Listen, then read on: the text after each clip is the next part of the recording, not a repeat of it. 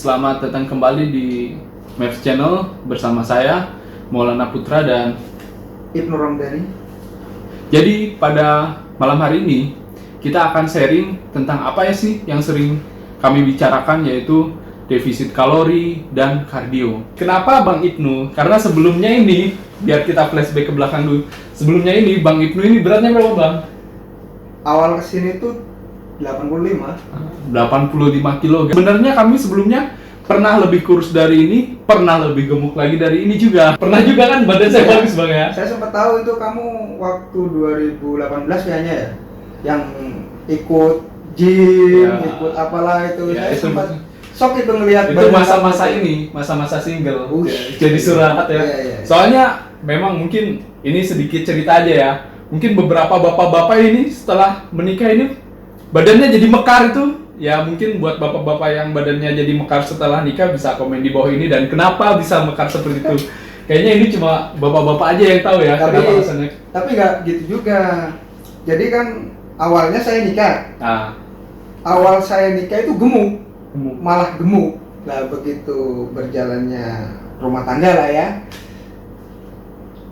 yang jarang ketemu istri lah karena dinas atau gimana kan. Oh, Itu membuat saya itu jadi terinspirasi untuk mengecilkan badan. terinspirasi Gitu, iya. dan termotivasi. Nah, Jadi termotivasi. intinya tuh supaya bikin istri pangling pas pulang ya. Nah, Tapi kira-kira ini dipertahankan terus gak sampai ke depannya ini?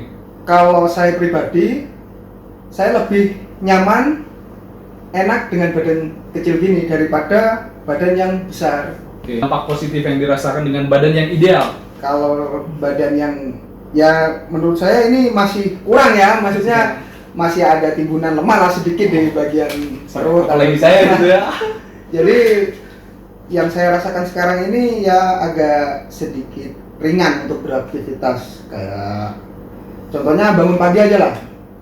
Bangun pagi itu biasanya dulu susah sekali saya, jadi begitu azan, alarm bunyi itu matiin lagi, baru kalau komat saya buru-buru. Nah, tapi kalau dengan badan yang kecil kayak gini ini, nggak tahu kenapa kalau udah kebiasaan bangun jam 4:30 apa jam 4 itu bangun sendiri, nggak tahu kenapa. Jadi pada intinya badan yang ideal itu mensupport kegiatan aktivitas kita sehari-hari ya. Benar-benar. Jadi banyak sekali manfaatnya yang dan dampak positif yang membantu kita dalam beraktivitas sehari-hari dengan badan yang ideal. Tapi kalau misalkan dengan berat yang berlebih ini, Nah, itu susah ini susah sekali. Susah sekali. Sama kayak saya ya, maksudnya jadi mudah sekali capek. Jadi untuk daya tahan fisik ini Pasti berkurang. pasti berkurang. Jangankan untuk aktivitas, untuk kegiatan, untuk nafas saja susah kalau gemuk itu. Benar nggak? Ya, betul. Jadi kita kembali ke tema lagi. Kenapa yang diusungkan oleh kami di video ini adalah defisit kalori dan kardio? Karena menurut kami defisit kalori dan kardio ini adalah cara yang terefektif untuk menurunkan berat badan. Ini untuk tips yang pertama. Mungkin untuk kardio ini yang paling efektif kan lari Bang ya? Lari. Tapi menurut saya kan banyak ini pola lari. Nah, Kalau bagi saya ini dapat masukan dari rekan, lari itu ketahanan yang penting. Kalau bagi Ketahanan saya, ya kalau pribadi saya, jadi ketahanan yang saya utamakan. Jadi langkah saya itu nggak terlalu cepat, nggak terlalu panjang, nggak terlalu lambat. Jadi yang penting saya lari minimal 30 menit. berarti pada intinya nggak ngoyo, hanya mengikuti irama. Mengikuti alur irama. irama. Ya, jadi pokoknya 30 menit itu nggak boleh berhenti. Mau capek, mau nafas habis, diatur lagi nafasnya. Oke, berarti 30 menit ini adalah ketahanan tubuh dan pembakaran lemak Bang ya? Ya, minimal pembakaran. Ini minimal pembakaran lemak adalah 30 menit untuk lari. Kenapa kemarin kita lari sampai 4K, 6K, dan yang kemarin itu saya sampai KO sekali itu. Nah, apa ya? Semua itu kan butuh proses. Ya betul. Jadi kalau masnya nggak pernah lari 6K, tiba-tiba lari 6K, ya saya yakin dan percaya pasti ngoyo, pasti ngos-ngosan dan pasti tepar. Iya, kemarin kami hampir tepar sekali, tapi nggak masalah. Itu adalah sebuah proses yang harus kita nikmati. Nah, itu untuk kardio bang ya. Sekarang mungkin ini setelah kardio kan otomatis lemak abang udah berkurang ya. Iya. Nah ini untuk tips ini abang kalau misalkan untuk pembentukan otot gimana nih? Kalau saya membiasakan diri habis bangun, saya langsung konsumsi air hangat. Oh, jadi pada pagi hari sekali ketika bangun itu bangun pagi begitu minum air hangat ya? melek ya. Itu langsung minum air hangat. Habis itu diam sebentar, saya lakukan olahraga ringan kayak push up, sit up, itu aja. Itu biasa begitu bangun di pagi hari minum terus push up itu berapa banyak biasanya? Enggak, saya enggak banyak-banyak. Kalau pribadi ya. Kalau pribadi saya biasanya itu 20 hitungan tapi 3 repetisi. Ya, ya repetisi itu. Ya, 20 hitungan 3 repetisi berarti 60 kali Bang ya? Ya, 60 kali kan 60 kali lah, tapi dengan kan jeda. Ada jedanya, ada istirahatnya. Biasa jeda 30 atau sampai 1 menit itu Bang? 1 menit. Oh, jadi 3 repetisi kali 20 dengan jeda 1 menit Bang ya? Oke, itu tips yang pertama dari Bang Ibnu. Mungkin ada tips yang kedua Bang untuk perut itu? Oh, kalau untuk perut itu sebenarnya berat juga perut. Karena saya kelihatan kecil tapi masih ada sedikit timbunan lemak di perut.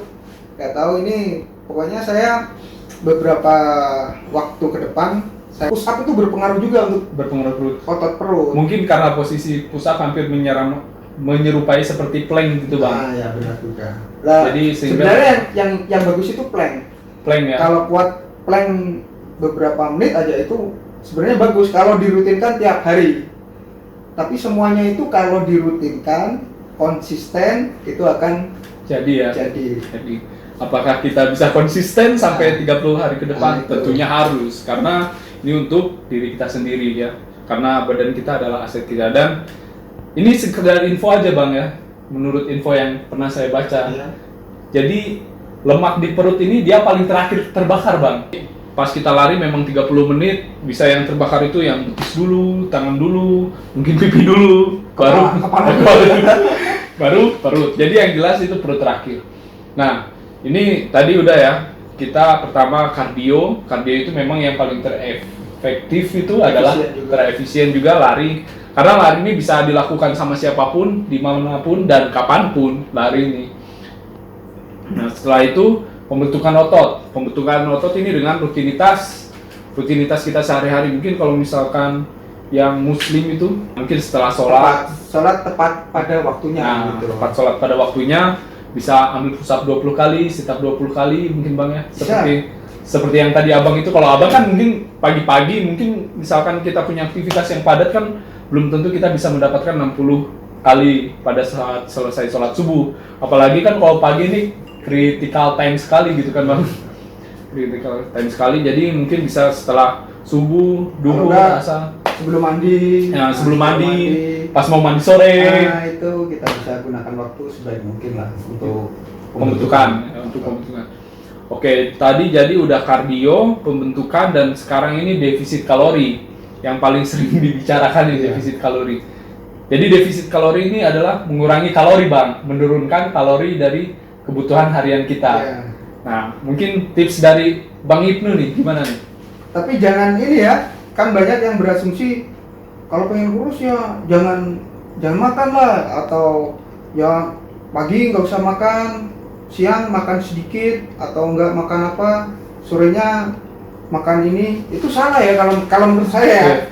Sebenarnya makan itu penting bagi tubuh kita karena metabolisme itu akan bekerja secara maksimal kalau kita makan sesuai takaran dan sesuai waktunya. Kayak contohnya ini pagi sarapan ya, itu kan banyak orang yang pengen kurus tapi nggak makan. Nah itu kalau menurut saya itu salah. Salah banget. Jadi tetap kita sarapan pagi, tapi sarapannya yang bergizi, berserat, kurangi karbo itu aja. Karbo kan kayak nasi, mie, apalagi mie itu jangan gitu. Ini sebagai informasi aja, rata-rata untuk kebutuhan kalori orang dewasa itu adalah 1.500 sampai 2.000. 1.500 sampai 2.000. Jadi kalau misalkan kalori yang kita masukkan lebih dari itu, sisanya akan ditimbun menjadi lemak. Benar. Dan yang paling banyak itu adalah kembali lagi di perut. Ya. Tetap makan teratur, tapi kita kurangi asupan kalori. Karena makanan ini bisa jadi beratnya sama, tapi kalorinya berbeda gitu, Bang. Ya. Seperti misalkan kue tar dengan brokoli. Itu beratnya mungkin sama 1 kilo, tapi kalorinya jelas berbeda. Berbeda jauh. Sama-sama buat kenyang, tapi efeknya yang menimbun di perut, ya taulah yang mana gitu kan. Mungkin ada yang nanya, Bang? Ya banyak sebenarnya ya. Kalau bahas masalah ini defisit kalori itu ini nggak akan ada habisnya. Jadi pada intinya motivasikan ini dan dedikasikan ini untuk tubuh kalian. Pola makan diatur, terus tidur ya, Bang. Itu yang paling penting. Yang utama itu sebenarnya makan teratur sama tidur. Kalau kita tidur teratur, tidur cukup lah ya, itu juga mempengaruhi metabolisme dalam tubuh kita. Bertambah lagi itu kata orang kesehatan sih, kata Tatan Soekarno, Bang. Jadi itu sih sebenarnya kalau kita sering begadang, apalagi ditemani secangkir kopi dan rokok, wah itu hancur banget. Hancur badan. Sambil main gaple jongkok gitu ya. Iya. Aduh, makin hancur lagi. Jadi intinya kita makan, pola makan kita harus teratur. Terus kita perbandingkan kalori yang kita makan. Kualitas, intinya tuh bukan kuantitas ya. Kalau kuantitas kan banyak ya. Tapi kualitas, kalau misalkan sedikit berkualitas ya itu yang baik untuk tubuh kita. Setelah itu pola istirahat. Jadi pola istirahat pun harus cukup karena tidur ini membantu menjaga metabolisme tubuh kita dengan baik. Tapi ada yang diet yang paling ampuh ya. Yang paling ampuh ini menurut kami, ya mohon maaf yang beragama lain selain muslim ya kan, kalau kami sendiri itu menerapkan puasa, Bang. Ya, jadi diet yang paling maksimal, yang paling bagus itu sebenarnya puasa. Memang sudah banyak research yang mengatakan bahwa puasa itu membuat metabolisme tubuh kita menjadi lebih baik. Oke guys, mungkin segitu. Gak segitu sih. Segini aja tips dari kita. Semoga bermanfaat untuk kalian dan khususnya untuk kami berdua, karena kami juga ingin mendapatkan badan yang ideal dan bukan badan yang perfect ya. Bukan yang perfect, karena kesempurnaan itu milik Allah semata. Setidaknya maksud kami adalah badan yang ideal, yang enak dipandang enak dipandang, dan yang pada intinya itu dapat mensupport kegiatan aktivitas sehari-hari. Jadi jangan sampai badan kita ini menghambat aktivitas kita, apalagi kreativitas kita. Nah, itu yang paling. Karena hidup ini cuma sekali, Bang ya. Iya benar. Kalau berkali-kali mungkin bisa enak-enakan dulu. Kayak kucing lah ya. Kayak kucing. Oke, nah ini mungkin udah mulai ngaco ya. Kita tutup aja. Iya. Terima kasih banyak buat kalian yang udah nonton sampai akhir, dan jangan lupa untuk support channel ini dengan subscribe, like, dan komen. Dan jangan lupa share video ini jika menurut kalian bermanfaat ke teman-teman kalian yang mungkin sedang butuh referensi atau motivasi untuk menuju berat badan yang ideal sehingga aktivitas sehari-hari itu dapat terpenuhi dengan baik. Saya undur diri dari Maulana Putra dan Ibnu Ramdhani. Sampai ketemu lagi di Maps Channel.